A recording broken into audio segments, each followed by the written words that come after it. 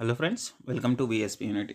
ఈరోజు మన సెషన్లో మరొక ఇంపార్టెంట్ టాపిక్ జావా నుంచి స్ట్రక్చర్ ఆఫ్ జావా ప్రోగ్రామింగ్. అయితే ఇక్కడ స్ట్రక్చర్ అంటే ఏం లేదండి, ప్రతి ప్రోగ్రామింగ్ లాంగ్వేజెస్కి కూడా కొన్ని స్ట్రక్చర్ రూల్స్ అండ్ రెగ్యులేషన్స్ ఉంటాయి. మీరు ప్రోగ్రామ్ ఎలా రాయాలి అని చెప్పేసి మీరు C++ ఆల్రెడీ చదువుంటే కనుక మీకు స్ట్రక్చర్ అంటే ఏంటో తెలిసి ఉంటుంది. సింపుల్గా చెప్పాలి అంటే ఏదైనా లాంగ్వేజ్ నేర్చుకున్నప్పుడు మనకు గ్రామటికల్ రూల్స్ ఎలాగైతే ఉంటాయో మీరు ప్రోగ్రామ్ రాయడానికి కూడా కొన్ని గ్రామటికల్ రూల్స్ అనేవి ఉంటాయి. అది మనం స్ట్రక్చర్ ద్వారా నేర్చుకుంటాం. సో ఇందులో స్ట్రక్చర్లో ఫస్ట్ సెక్షన్ వచ్చేసి మనకు డాక్యుమెంటేషన్ సెక్షన్ అండి. ఇక్కడ డాక్యుమెంటేషన్ అంటే పేరులోనే ఉంది కదండి, డాక్యుమెంట్ చేస్తున్నామని. అంటే సింపుల్గా కామెంట్ లైన్స్ని యూస్ చేసి you people will be specifying for what you people are designing those particular programs ఆర్ఎస్ ఆ పర్టికులర్ సెక్షన్ని మీరు ఎందుకు రాస్తున్నారు అనేది డాక్యుమెంటేషన్ ద్వారా చెప్తారు. ఈ డాక్యుమెంటేషన్ అనేది మీరు కామెంట్ లైన్స్ని యూస్ చేసి చేస్తారండి. మనకు డబుల్ స్లాష్ లైన్స్ ఉన్నాయి కదండి, C++లో కూడా నేర్చుకుంటారు. అదే కామెంట్ లైన్స్ మీరు ఇక్కడ కూడా యూస్ చేసి చేయొచ్చు. సింపుల్గా చెప్పాలంటే మన ప్రోగ్రామ్ని బెటర్గా అర్థం చేసుకోవడానికి మనకు డాక్యుమెంటేషన్ అనేది యూజ్ అవుతుంది. ఓకే, సో నెక్స్ట్ సెషన్ వచ్చేసి after this documentation next session వచ్చేసి మనకు ప్యాకేజ్ స్టేట్మెంట్. సింపుల్గా చెప్పాలి అంటే మీరు ఏ ప్యాకేజ్ అయితే యూజ్ చేయాలనుకుంటున్నారో ప్రోగ్రాంలో ఆ ప్యాకేజెస్ని ఇక్కడ స్పెసిఫై చేస్తారని చెప్పొచ్చు.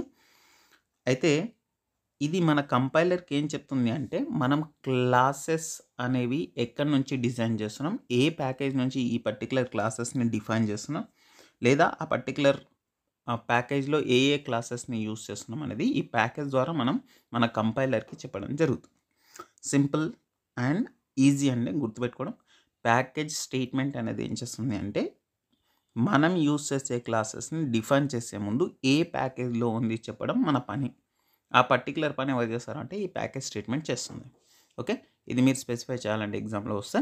సో ఇంపోర్ట్ స్టేట్మెంట్స్ ఏం చేస్తాయి అంటే ఇక్కడ మనకు ప్యాకేజ్ స్టేట్మెంట్ ఎట్లా అయితే మన కంపైలర్కి చెప్తుందో మన ఇంపోర్ట్ స్టేట్మెంట్స్ కూడా మన ఇంటర్ప్రిటర్కి చెప్తుంది మన క్లాసెస్ అనేవి ఏ ప్యాకేజెస్ నుంచి వస్తున్నాయి, ఆ క్లాసెస్ని మనం ఎక్కడి నుంచి యాక్సెస్ చేసుకుంటున్నాం అనేది మన ఇంటర్ప్రిటర్కి చెప్తుందండి.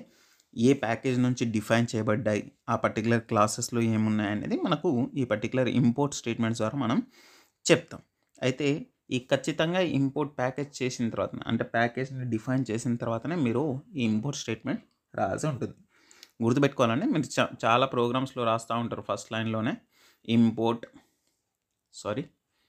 ఇక్కడ ఇంపోర్ట్ డాట్ జావా రాస్తాం కదండి, import dot Java dot IO dot Austric అని రాస్తారు కదా. చాలా ప్రోగ్రామ్స్లో రాసే ఉండి ఉంటారు, మీరు ఎగ్జామ్కి వచ్చారు అంటే చాలా బాగా ప్రిపేర్ అయి ఉంటారు కాబట్టి.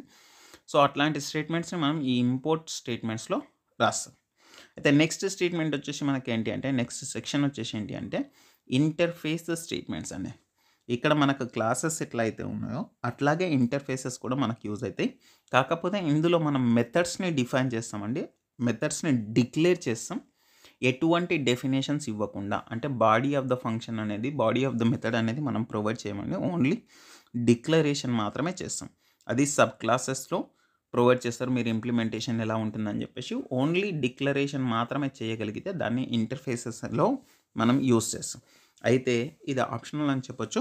మల్టిపుల్ ఇన్హెరిటెన్స్ అవసరమైనప్పుడు మాత్రమే మన ప్రోగ్రాంలో మల్టిపుల్ ఇన్హెరిటెన్స్ అవసరమైనప్పుడు మాత్రమే ఈ ఇంటర్ఫేస్ స్టేట్మెంట్స్ని యూస్ చేస్తామండి. దాన్ని ఎలా యూస్ చేస్తారు, మీరు ఇంటర్ఫేస్ అంటే ఏంటి, మనం అప్కమింగ్ వీడియోస్లో చూద్దాం.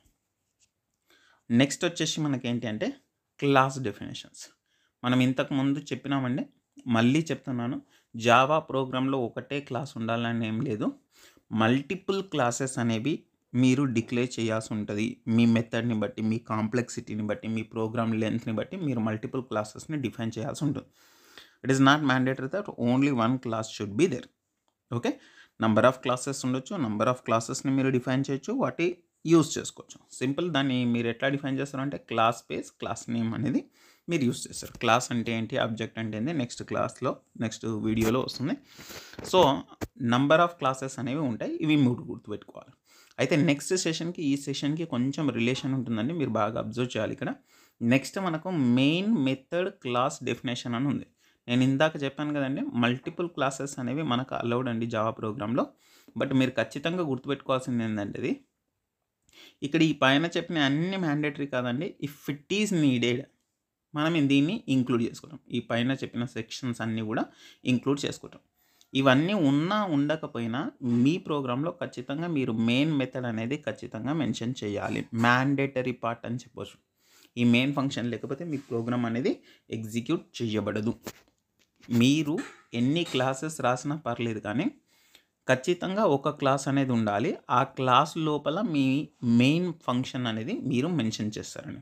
మీరు చాలా ప్రోగ్రామ్స్ చేసే ఉంటారు. ఎగ్జామ్‌కి ప్రిపేర్ అవుతున్నారు కాబట్టి చెప్తున్నాను. క్లాస్ నేమ్ ఇస్తారు. క్లాస్ నేమ్ ఇచ్చిన తర్వాత మళ్ళీ ఓపెన్ బ్రేస్ ఇచ్చేసి పబ్లిక్, స్టాటిక్, వైడ్, మెయిన్ అని చెప్పేసి మెయిన్ మెథడ్ రాస్తారండి. మీరు సేవ్ చేసేటప్పుడు కూడా ఈ మెయిన్ మెథడ్ ఏదైతే క్లాస్‌లో మీరు డిక్లేర్ చేశారో అదే క్లాస్ నేమ్ ఇస్తారు. మీరు బాగా చేసి ఉండొచ్చు.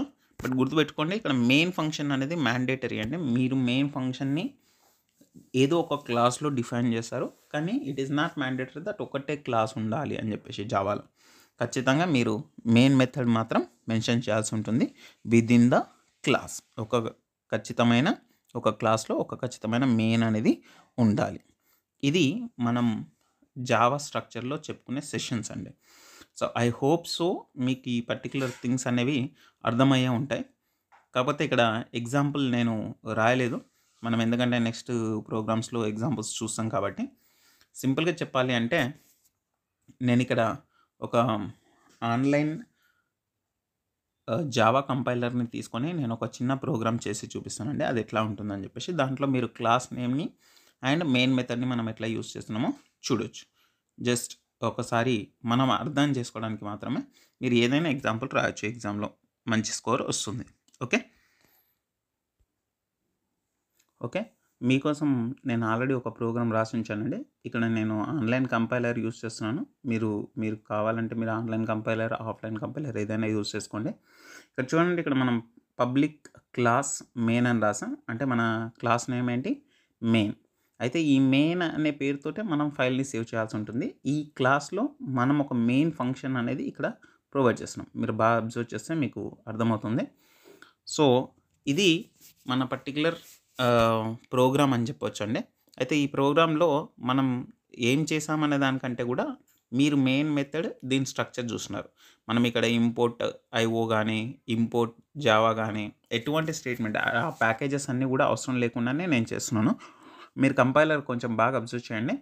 సో ఇక్కడ నేను రన్ అని కొడితే ఈ ప్రోగ్రామ్ ఎగ్జిక్యూట్ అవుతుందండి. బై డిఫాల్ట్ ఉంది. నేను ఇక్కడ కొన్ని స్టేట్మెంట్స్ ఇచ్చాను కదా! నేను చెక్ చేస్తున్నాను ఈవెన్ నంబరా కాదా అని చెప్పేసి. జస్ట్ రన్ మీద క్లిక్ చేయండి. మీరు అవుట్‌పుట్ చూడొచ్చు. ఇక్కడ ఏదైనా ఎర్రర్ ఉంటే మీరు మాడిఫై చేసుకునే ప్రయత్నం చేయండి. సో ఇక్కడ నేను డబుల్ కోట్స్ ఇవ్వడం మర్చిపోయాను ప్రోగ్రామ్‌లో. ఇక్కడండి. ఇక్కడ డబుల్ కోట్స్ ఇవ్వాలి. సో అలాగే ఇక్కడ సిస్టమ్